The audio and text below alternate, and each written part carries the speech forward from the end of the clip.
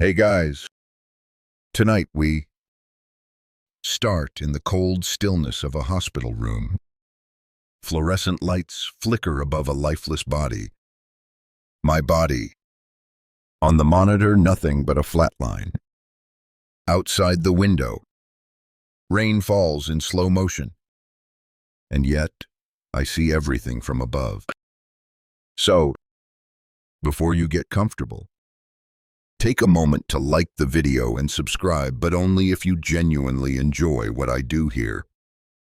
Drop your city and local time in the comments so we know who's listening tonight. Now, dim the lights. Maybe turn on a fan for that soft background hum. And let's ease into tonight's journey together. I used to mock God, not just in passing, but loudly, proudly. I'd laugh in the face of religion, quoting science, logic, and evolution like gospel. I called believers delusional, weak. I wrote blog posts mocking miracles. I got into arguments online, in bars, even with my own family. Faith was, to me, a coping mechanism for the simple-minded. I was that guy. I was raised without religion. My father was a hardline rationalist, and my mother, well, she quietly prayed, but never pushed it on us. I remember once, at a Thanksgiving dinner, my aunt bowed her head to say grace.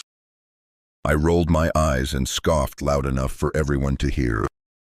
I made jokes. I loved the attention. To me, God was a fairy tale. Hell, a tool of control. Heaven, a bedtime story for grown-ups too afraid of death. And death was nothing, just neurons shutting off. No light. No pain. Just nothing. Or so I believed. I went to college and got deep into the atheist forums, watching debates, reading Dawkins, Hitchens, Harris. I idolized them. I memorized arguments, practiced comebacks, sharpened my wit like a blade. If you brought up God, I'd carve your beliefs to pieces with a smug grin on my face. Then life got darker. My marriage collapsed. I lost a job. My drinking picked up. I kept telling myself I was in control, that I didn't need a crutch.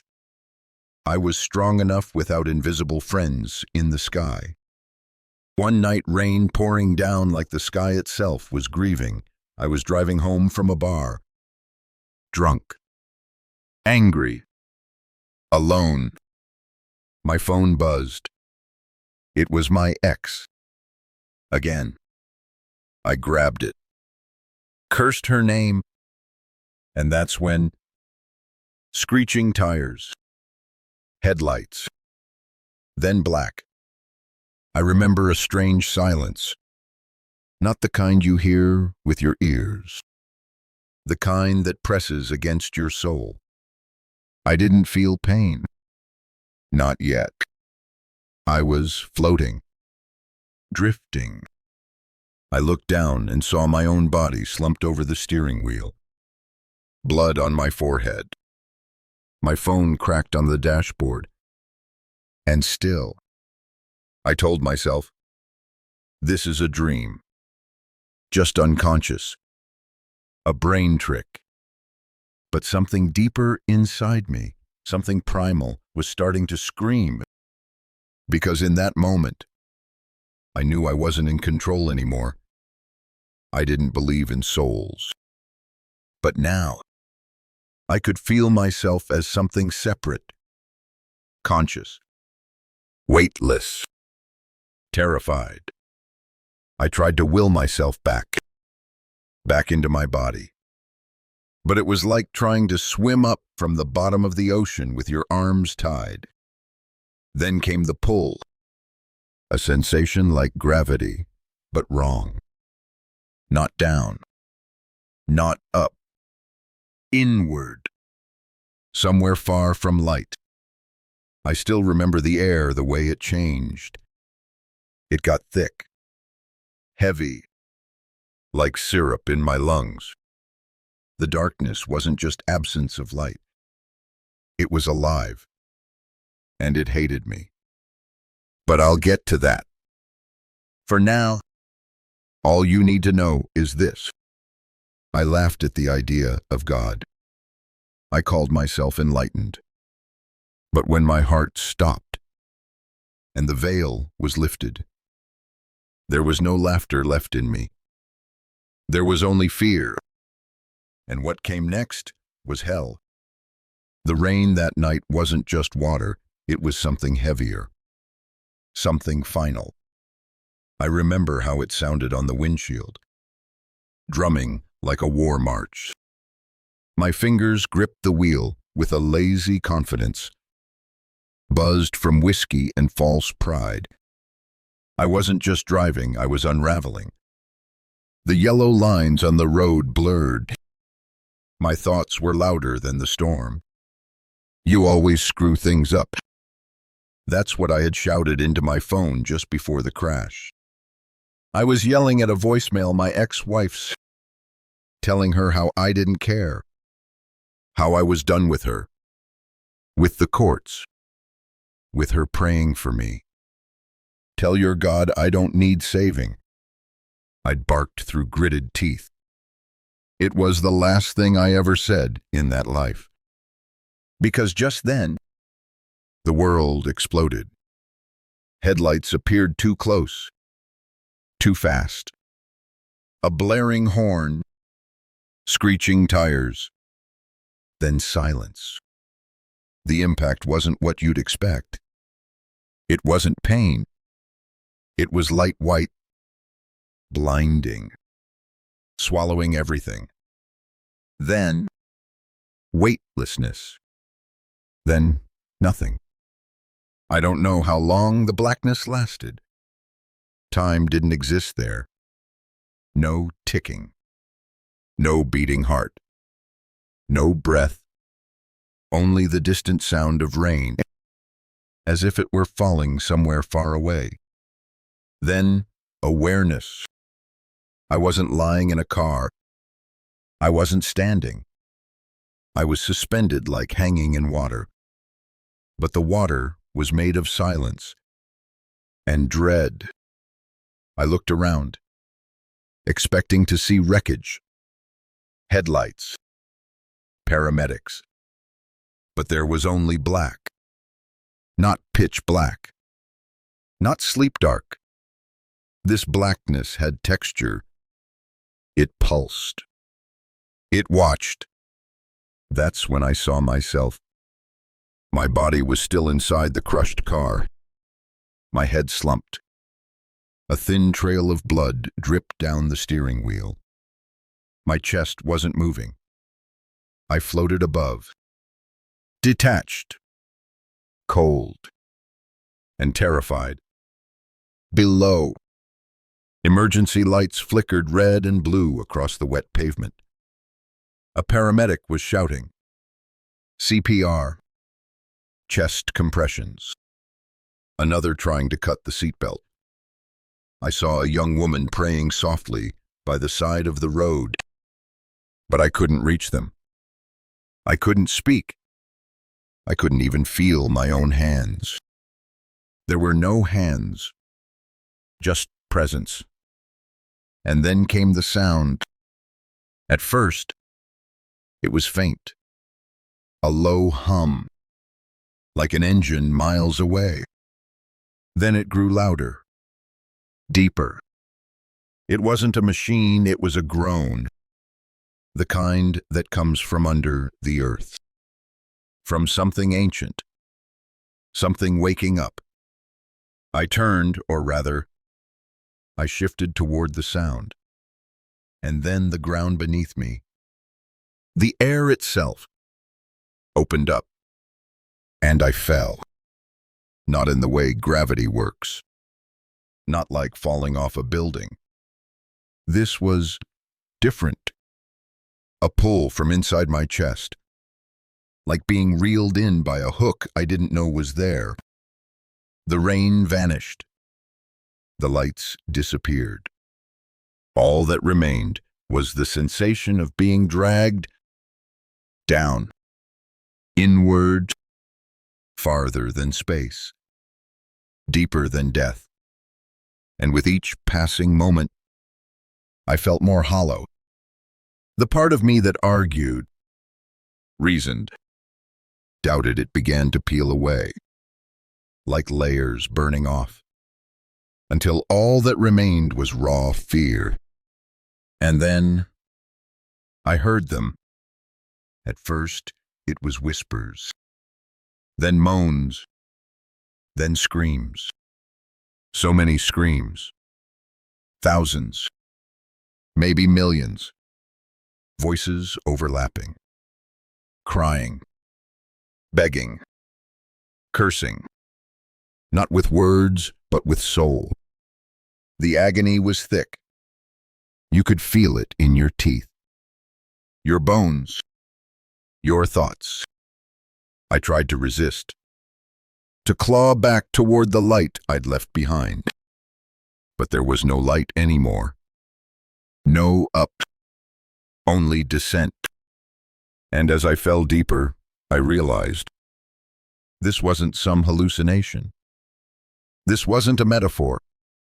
This was a place. And I was going there because I'd chosen it. There's a silence that lives between heartbeats, a space so brief we never notice it until it stretches into eternity. That's where I was. The paramedics, the flashing lights, the chaos, they were all behind me now. I could see them like scenes on a flickering screen. But I wasn't in them anymore. I hovered above my own body, pale, broken, unmoving. My skin had taken on a bluish hue, my lips gray, like wax melting into death. My chest didn't rise. No breath came. And the longer I watched, the colder I became. Not physically. No. This cold was deeper. It soaked into me like ink into paper. A freezing absence of everything I had ever been. My name, my beliefs, my jokes, my clever atheist rebuttals, they all seemed ridiculous now. Stripped away, I tried to scream, but I had no mouth, no voice, only a thought. A frantic, wordless thought that pulsed like a dying star. This isn't real. This isn't real. But it was. I looked around, desperate for something, anything familiar. But the world around me had changed. Time wasn't moving. The sounds of the street were gone. It was as if reality had paused. Except for me. Then the ground cracked. No, not the ground, the air. Like the atmosphere itself had torn open, and out of that tear, darkness bled in. Not like shadow, but like something alive. It slithered in slow tendrils, wrapping around the edges of my perception. A voice, a whisper without breath, coiled through the void. You never wanted to believe, so now you will. I spun or tried to, but the darkness was all around now. It didn't just surround me. It entered me. Thoughts became noise. Memories twisted. I tried to remember my mother's face, but even that began to fade. Like smoke in reverse. Then something pulled me. A jolt, like being yanked backward by invisible hands. and I began to fall. Not drop, not tumble. Fall. There was no wind, no up, no down. Just motion through a space that hated motion. A cold that hated warmth. And the further I fell, the less I was. It's hard to explain that kind of detachment. My sense of self, my me-ness, was unraveling. My beliefs, shredded. My memories, floating past like scraps of paper in a hurricane. I tried to reach for them, but I had no arms, no form, just fear, just raw, naked being. And then I hit something. Not a floor, not a wall. I hit awareness. Suddenly, I was standing, but not on ground. More like suspended. In a space made of sorrow. I looked down and saw them. Figures. Dozens. Hundreds. Some crawling. Some writhing. Others screaming without mouths. Their bodies were warped. Stretched. Broken in ways no biology could explain. Their eyes, if they still had eyes, were filled with an agony so total, so permanent. It made my soul convulse. They weren't just in pain. They were pain. A woman with no face clawed at her own chest. Bloodless but frantic. A man burned without flame. His skin peeling again and again. Children, yes. Children sobbing silently in the distance, as shadows hovered around them. I wanted to close my eyes, but I had no eyelids. I tried to scream again. Still no sound. Still no salvation. Only this place. And then I felt it. Not with skin, with soul. A presence. It was behind me. Watching. Measuring. Waiting. There's a point where falling stops feeling like motion and starts feeling like punishment. That's where I was. The descent didn't slow. It just changed. The space around me thickened, like moving through tar made of sorrow. The darkness wasn't absence anymore, it had become substance. It clung to me, crawled along whatever was left of me, and it whispered, not in words, but in feelings. Regret, despair, hatred. It knew me, intimately, every flaw, every time I mocked someone's faith, every moment I rolled my eyes at my mother's prayers, every curse I spat toward a sky I thought was empty. They came back now, played out in perfect clarity, not just as memories but as accusations. I wasn't being judged. I was remembering, and each memory cut deeper than the last. You said there was no God. The darkness seemed to say, now look around you. I reached out, hoping somehow for a wall, a floor, anything solid. But there was nothing. Just that feeling of falling not downward, but inward, spiraling into myself. And that's when I saw them again. The souls. They weren't just beneath me now. They were around me. All sides. Countless. Shifting. Moaning. Clawing at a sky that didn't exist. Some were silent, eyes wide. Mouths trembling. Trapped in an eternal scream that would never escape. Others shrieked, howled, begged for mercy in tongues I didn't understand. One looked right at me, and I felt it. His scream entered me like a knife. He didn't have to speak. I knew what he was saying. You too. You didn't believe either. I turned away, though I had no head to turn. But the souls followed. They reached for me, not to drag me down, but to warn me. Their pain wasn't just torment, it was testimony. Each one of them had chosen this, and now they wanted me to understand what that meant. And then came the heat. Not the warmth of a summer day, not even the blistering burn of a fire. This heat was intelligent. It knew exactly how to hurt you. It crept in, not through skin, but through essence. My thoughts began to boil. The very idea of peace was stripped from me. Molecule by molecule.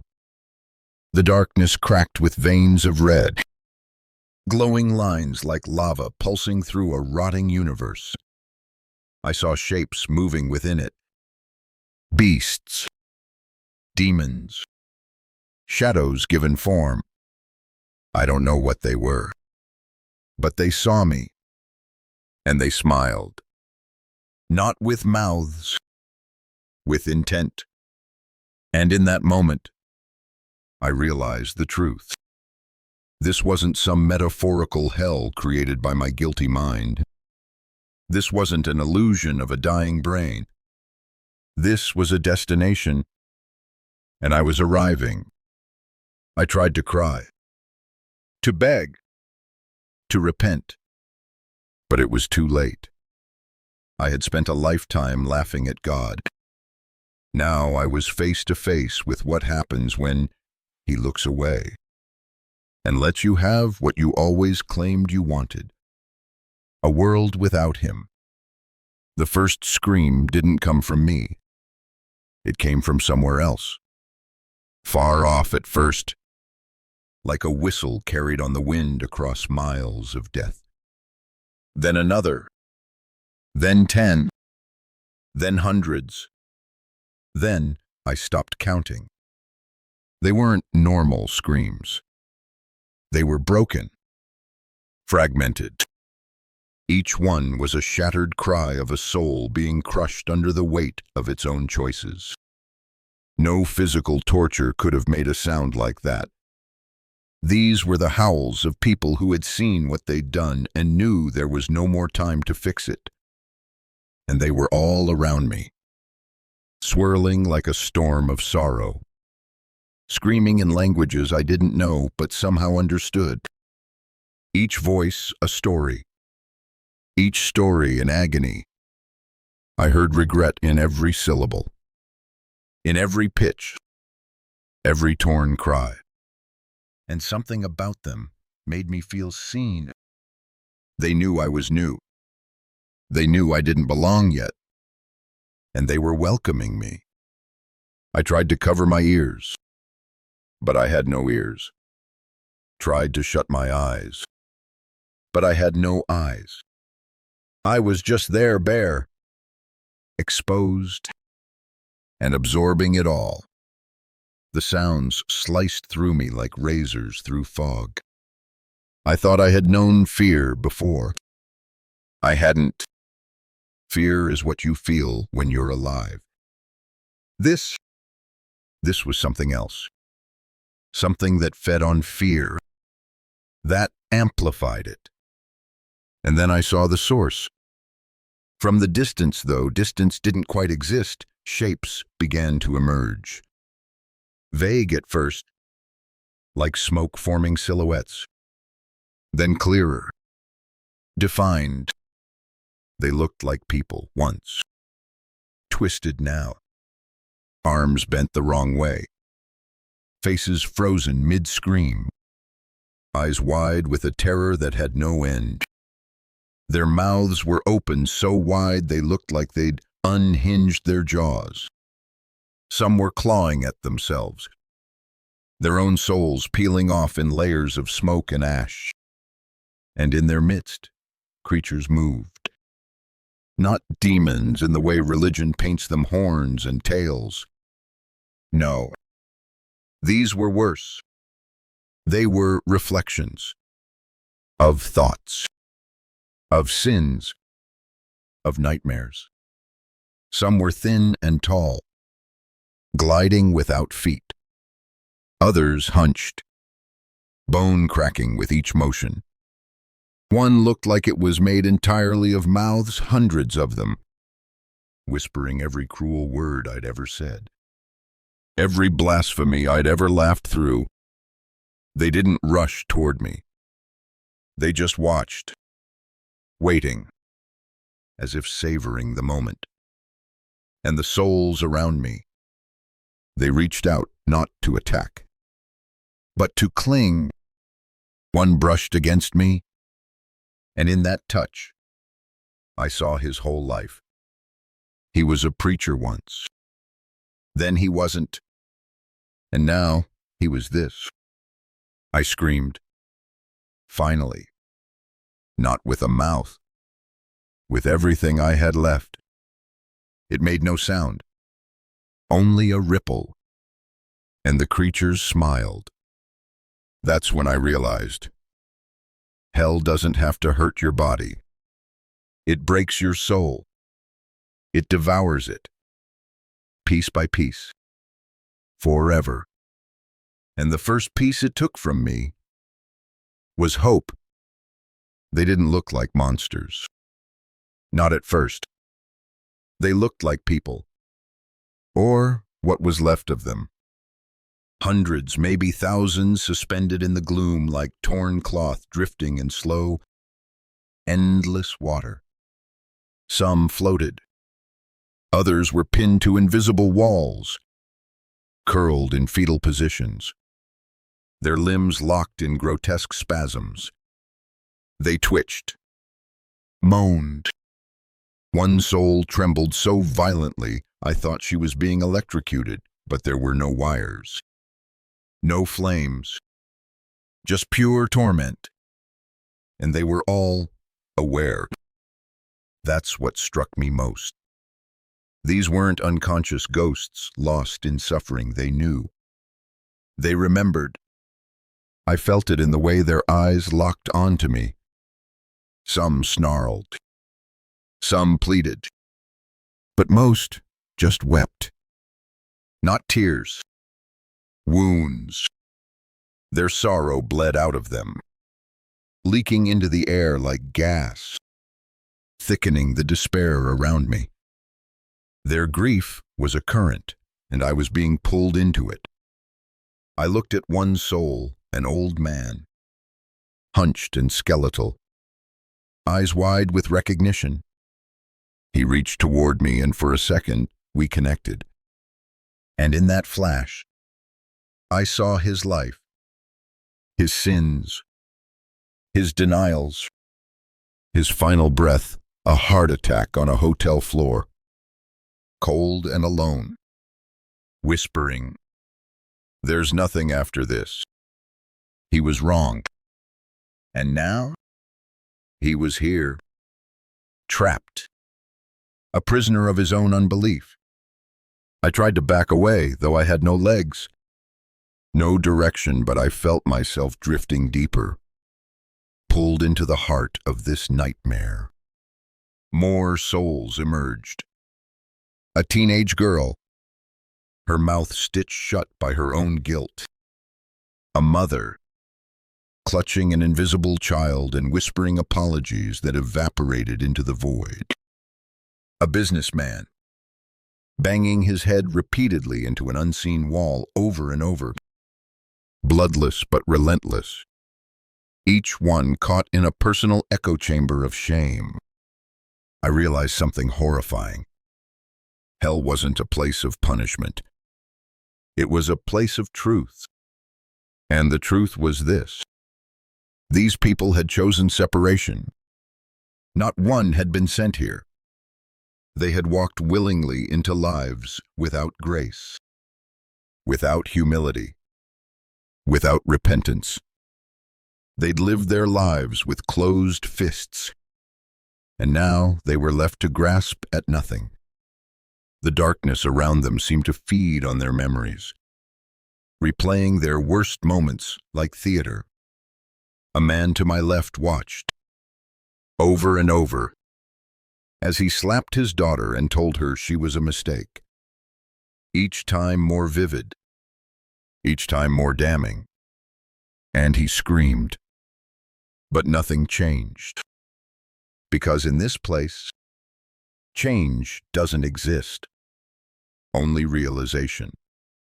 Only weight. And I wasn't separate from them anymore.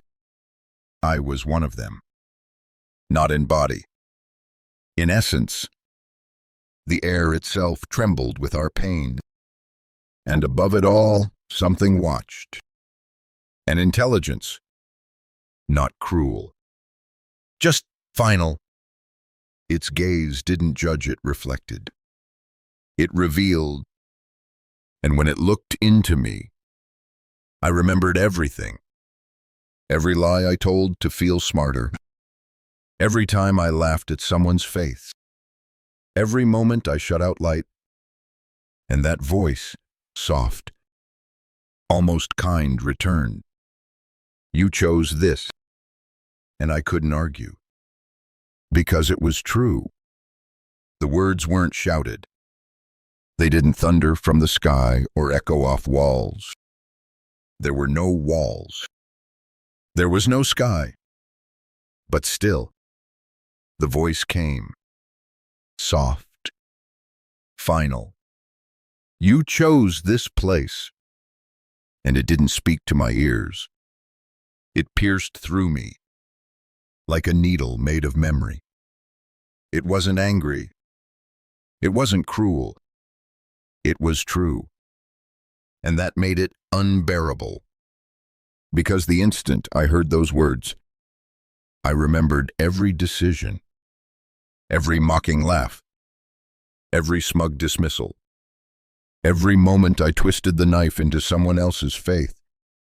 I didn't just doubt God. I hated him. I wanted him not to exist so I could live however I pleased. And now he had honored that wish. The voice came again. You believed in nothing. So now you are surrounded by it. I tried to reply, to beg, to defend myself. But there were no arguments left in me. All my clever logic, all my biting sarcasm, it shattered under the weight of that voice.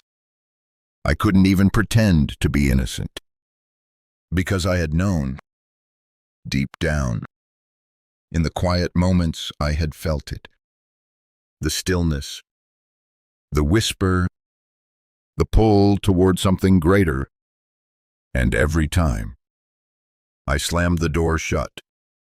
And now, I stood in a place where doors don't exist. Only consequence. I drifted through the darkness, surrounded by those screams again. And I realized they had all heard it too. The voice. The truth. And now we were here. Not being punished.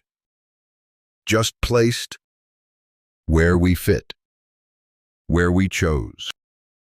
I passed by a woman, curled into herself, shaking and muttering. I thought I had more time. I thought I had more time. Her words repeated endlessly, like a broken record carved into her soul.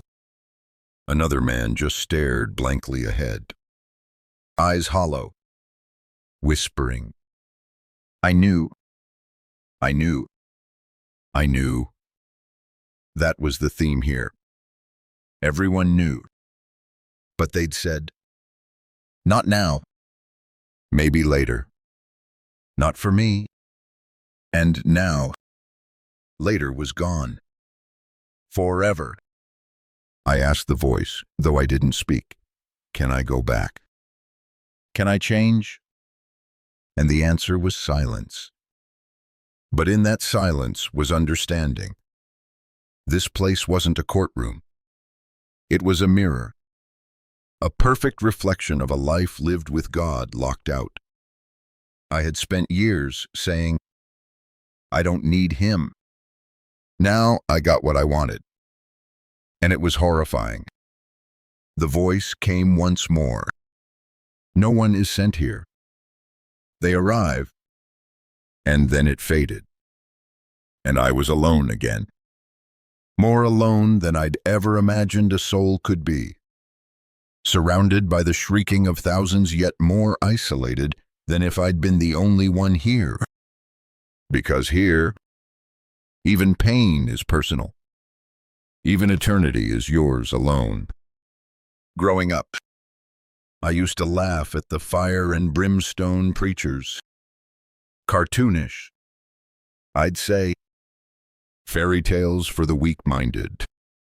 I thought hell, if it existed, would be some Dante-inspired fantasy with devils in red suits, poking sinners with pitchforks while they roasted on spits. But now I knew the truth. And it was so much worse. Hell wasn't theatrical. It wasn't even organized. It was chaos, not loud chaos, but the kind that gnaws on your sanity with silence, isolation, repetition. It didn't scream in your face, it whispered behind your back. So close you could feel the breath, but never see the mouth. There was no fire, not like in the pictures. Instead, there was heat, radiating, intelligent, like it knew how to find the core of who you were and burn only that. Your hope, your joy, your last shred of dignity. I floated, or maybe I was dragged through regions where the darkness gave way to structure. Not buildings, but shapes. Tunnels without ends. Bridges that led nowhere. Stairs going down forever. And souls climbing them again and again. Thinking, hoping they'd reach something different at the top. They never did. One figure caught my attention. He was walking in circles, hands over his ears, mumbling. No one told me. No one told me. But he was lying. I knew he was lying. Just like I had lied to myself. I saw pools of liquid, like oil, but shimmering with colors that shouldn't not exist. Souls floated inside them, faces contorted, staring up with wide, terrified eyes. They couldn't speak. They couldn't even scream. They just existed. And the liquid kept them from forgetting their worst moment. On loop. Forever. And then there were the creatures. Not many. Just a few. But enough. They weren't torturers. That would be too simple. They were more like curators. They wandered through this hellscape, watching, whispering, waiting. Their forms shifted, sometimes human-like, sometimes insectoid, sometimes something in between. You couldn't pin them down, but when they passed by, the suffering intensified, not physically, emotionally, spiritually. It was like they carried a vacuum of light. And when they drew near, even your last memory of happiness disintegrated. One passed close to me. It didn't touch me, but it looked at me. And in that moment, I felt it my childhood, my laughter, the sun on my skin, the smell of my mother's perfume all gone, erased, like it never happened. And I wept. But my tears weren't water. They were regret. Thick, acidic. They clung to me, dripping off into the void and vanishing. The worst part, hell doesn't forget. It remembers everything. Every choice. Every word. Every time you said, "I don't care." Here, those words become your chains. And they get tighter. Every second. For eternity. It started subtly, like a tremor deep within the soul. A cracking sound not outside, but inside. I didn't understand it at first. I thought it was more fear, more grief, more punishment. But it wasn't. It was me coming apart. Because here's the thing about hell, no one tells you your mind. Your being was never meant to exist in this place. The laws are different. Time is meaningless. Pain isn't measured. Thought doesn't follow a line. It spirals. And I was spiraling. I tried to cling to something, an identity, a name, a memory, but they slipped through me like smoke. My name? What was my name? I knew I'd had one. I'd signed it on checks, heard it called in waiting rooms, shouted it across crowded rooms. But now, gone. I looked down at my hands, except there were none. Just awareness shaped like form. Myself had no weight, no boundaries, only suffering. And then the voices came back. But this time, they weren't outside me. They were inside. All of them. The people I'd hurt. The lies I'd told. The laughs I shared while cutting down others. They didn't speak in sentences, they spoke in convictions. Blame. Disappointment. Screams of those I thought I'd forgotten. My own voice joined them, arguing, begging, condemning. Then another voice rose above the rest, so familiar it made the fracture split deeper. It was my mother. She was praying. I could hear it. Not from here. From before. A memory. A mercy. Her voice came gently, trembling. God, please don't let my son die without knowing you. Please find him. And in that moment, I remembered her, sitting in her chair, Bible on her lap, eyes wet with tears. She had never stopped praying for me, even when I laughed at her, even when I called her a fool, even when I walked out and slammed the door. And that memory, it burned. But not like hell burned. It was a different flame, a flicker of something I hadn't felt since arriving. Hope. I grabbed onto it like a lifeline. But hell doesn't let go that easy. The moment I clung to it, the darkness surged. The screams grew louder. The shapes around me twisted, shrieking, reaching. The creatures moved toward me, sensing the fracture wasn't just in me, but in this place. One hissed, "You're not allowed to remember." But I did. I remembered her prayers, her love, her faith. And for the first time since I'd died, I cried out not in fear, but in longing, not just to escape, to belong, to be known again.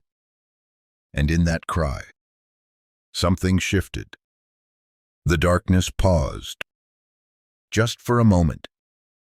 But in hell, even a moment of pause is a miracle. And I knew deep down I wasn't completely lost. Not yet. It was faint, so faint I thought I'd imagined it. But there it was, like the echo of a candle's flame in a universe without fire. Light. It didn't burst in. It didn't split the sky. It glimmered small, quiet, unwavering. A single point. Distant, but real. And in hell, anything real is everything. I turned or tried to. Movement here wasn't movement, just intention. And my entire being leaned toward that flicker. As I did, the atmosphere changed. The shrieking didn't stop, but it shifted. The souls around me noticed. Some flinched. Others cowered. The light, though tiny, hurt them, not with heat, with truth. The raw, unfiltered presence of something good. And good, in this place, was agony. One creature hissed, backing away, its form unraveling like shadow torn by morning. The closer I drifted to the light, the louder the voice became. My mother's. Lord, don't let go of him. Please. God, save my son. It wasn't current. It wasn't happening now. It was a prayer she had spoken years ago, long before the accident, maybe even before I had told her, coldly, to stop praying for me. But prayers, real prayers, don't obey time. They linger. They wait. And in that moment, hers found me.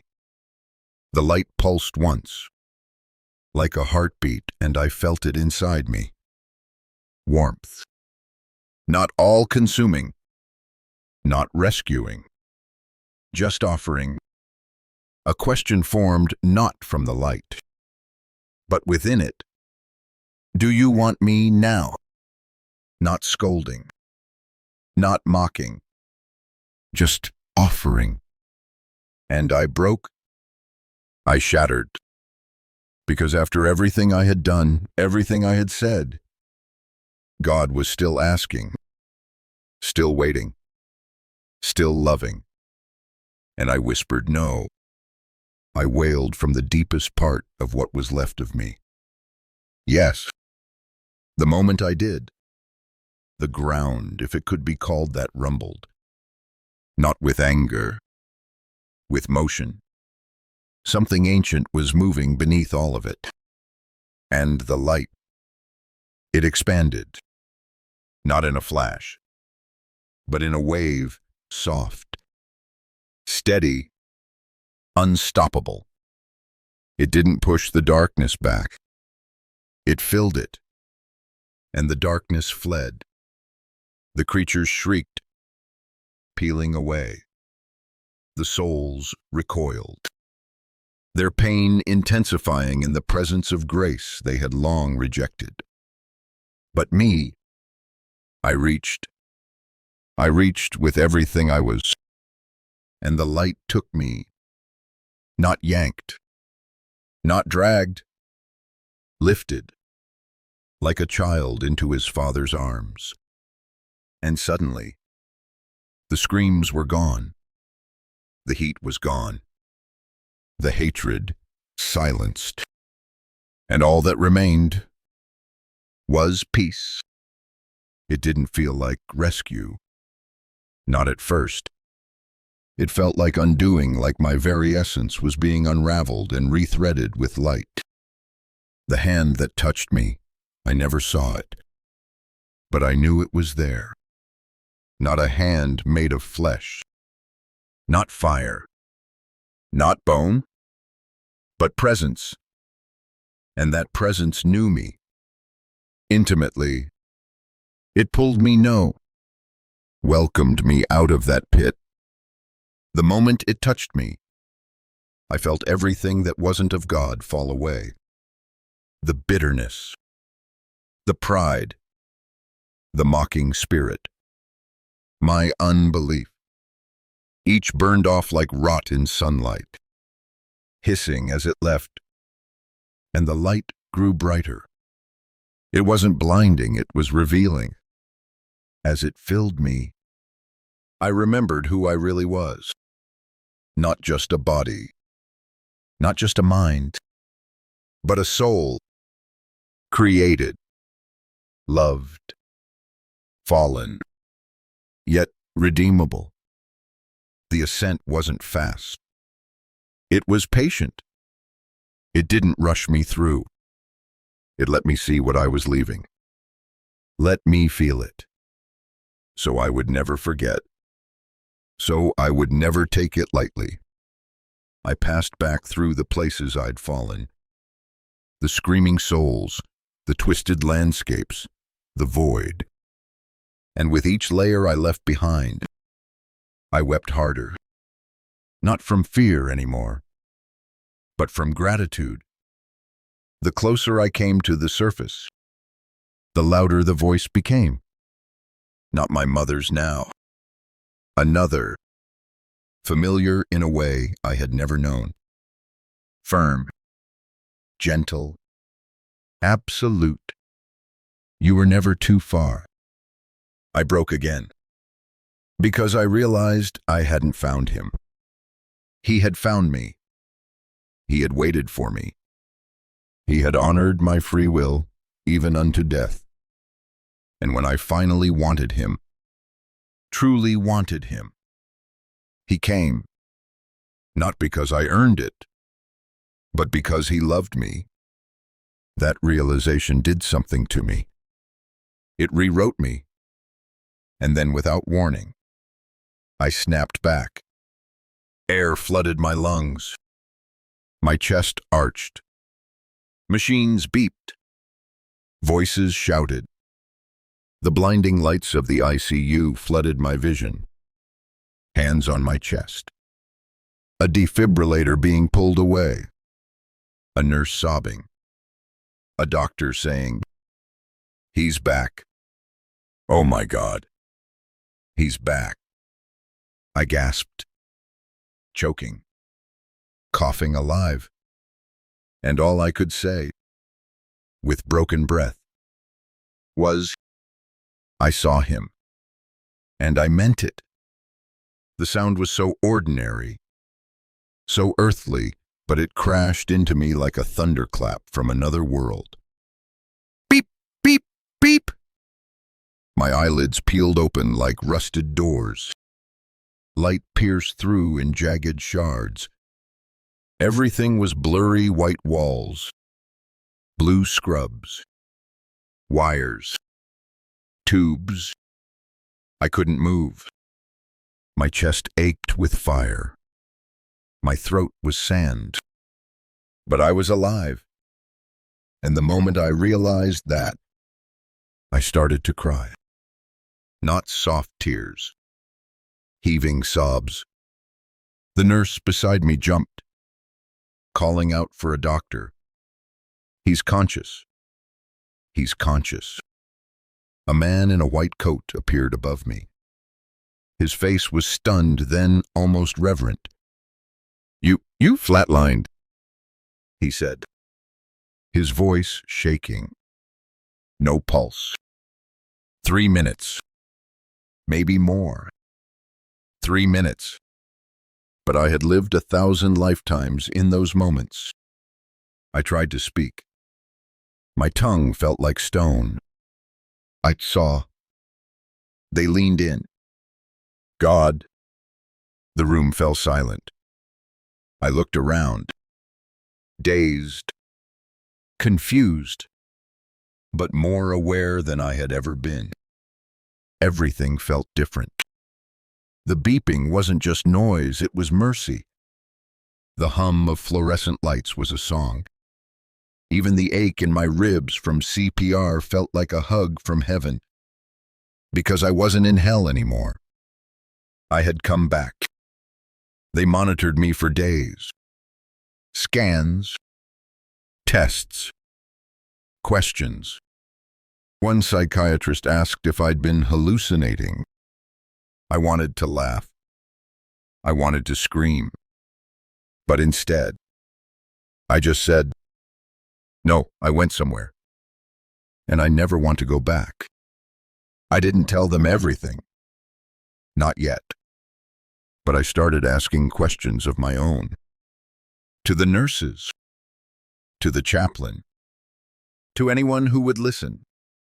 About faith. About the afterlife. About Jesus. I found a Bible on a waiting room shelf. I took it into my room and just held it. For hours. And I wept again. Not in fear this time, but in awe. My mother came to visit. The moment she walked into the room, I broke. She rushed to my side, hugged me gently, carefully. Because of the wires, and I whispered in her ear, "You were right." She didn't ask what I meant. She just held me tighter and said, I never stopped praying. We cried together. In silence, in healing, in grace. And that's when I knew. The world hadn't changed. I had. They released me from the hospital a week later. Physically, I was healing. But something deeper had already been made new. I wasn't the man who walked into that stormy night angry, proud, reckless. That man had died behind the wheel. The one who came back. He was humbled, shaken, awake. My friends didn't recognize me. I stopped going to bars. I turned off the podcasts I used to idolize, the ones where men mocked faith like it was comedy. I unfollowed channels, deleted forums, burned books that once propped up my ego, because I knew God wasn't a crutch. He was reality. And hell. Hell was not some abstract threat to manipulate behavior. It was real. It was waiting. And it was filled with people who once talked just like me. People who believed intellect would save them. That morality without faith was enough. That God was optional. But no one is neutral in the face of eternity. You're either walking toward him or drifting away. And I had drifted far, so far. I ended up in a place where no light shone, no mercy moved, and no lie could stand. So I began to share my story. First with my mom, then my brother, then a few friends. Some laughed, some rolled their eyes. I didn't get angry. I just hurt for them, because I saw in their faces the same arrogance I once wore like armor. But I planted the seed, and seeds grow in silence. I started attending church not out of obligation, but hunger. The first time I walked in, the worship music overwhelmed me. I collapsed in the back row, sobbing, shaking, unable to stand under the weight of grace. A man knelt beside me. He didn't ask questions. He just wept with me. After the service, I asked the pastor if he believed in hell. He looked me in the eye and said, "Yes, but I believe even more in the one who saves us from it." I nodded. Because now I believe too. Not because I was raised to. Not because someone scared me into it. But because I had been there. And I had seen what life without God really means. Now every breath is a gift. Every sunrise. A mercy. Every person. A soul suspended between two eternities. And I carry one truth with me wherever I go. If you truly want life, you must die to yourself. Because I did. And it saved me. This part is the hardest. Because it isn't just my story anymore. It's yours. I'm not sharing this to scare you. I'm sharing it to wake you. You may not believe in God. Maybe you've been hurt by religion. Maybe you see faith as weakness, or tradition, or a fairy tale for people afraid of death. That's what I thought too, until my heart stopped, until I found myself in a place where the soul never stops suffering, where truth wasn't argued, it was felt, where belief didn't matter anymore, because the reality of God didn't depend on my opinion. Hell was not made for us, but we choose it every day we live as if we don't need Him. Every time we say not now, every time we silence the voice that gently nudges us back toward light. And I know some of you are hearing that voice right now. That small discomfort, that flutter in your chest, that sudden fear you want to dismiss. Don't. Please, don't.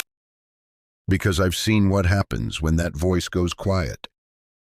When the light pulls away.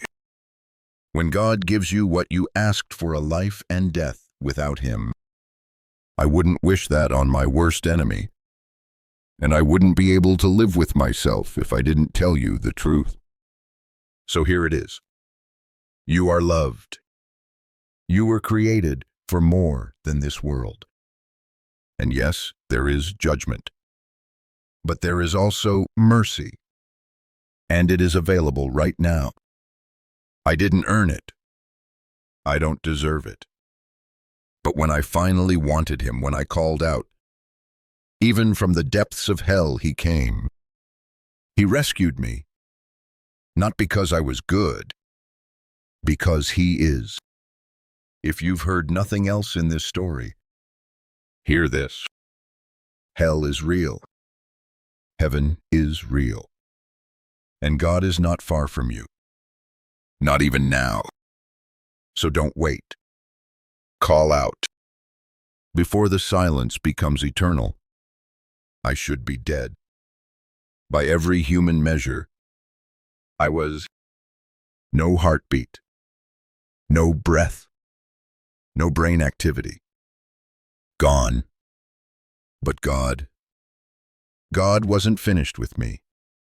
He didn't save me so I could return to my old life, to parties, arguments, pride, and pretending everything was fine. No. He brought me back to speak, to warn, to testify, and I will never be silent again. I speak to churches now, small ones, big ones, sometimes just one person across a coffee table, sometimes hundreds in pews, and every time I start with the same words. I saw hell, and I mean it, not metaphorically, not as a dream or a hallucination. I saw it. I felt it. I heard the cries. And I know I'm not the only one. There are others, men and women, from every walk of life, who have returned with stories they're afraid to tell, afraid of being mocked, afraid of being dismissed. But I tell mine anyway, because someone needs to hear it. Maybe you, maybe someone you love. And if my story keeps even one soul from making the choice I made, it will have been worth it. I still wake up some nights gasping, not from fear, but from memory. The weight of what I saw never leaves, but neither does the light. Because now I carry it. Every day, I read scripture like I'm breathing it in for the first time. I pray like my life depends on it, because it does. I forgive quickly. I repent often. I love deeper. And I listen for his voice. Because I know what it sounds like when it's gone. To the atheists, the skeptics, the intellectuals, I understand. I do. I was you. But I beg you, don't wait until your heart stops to find out who God really is. By then, it might be too late. Let my pain be your turning point. Let my testimony be your lifeline. And let his mercy, his infinite mercy, do what it did for me. Pull you from the fire and bring you home forever.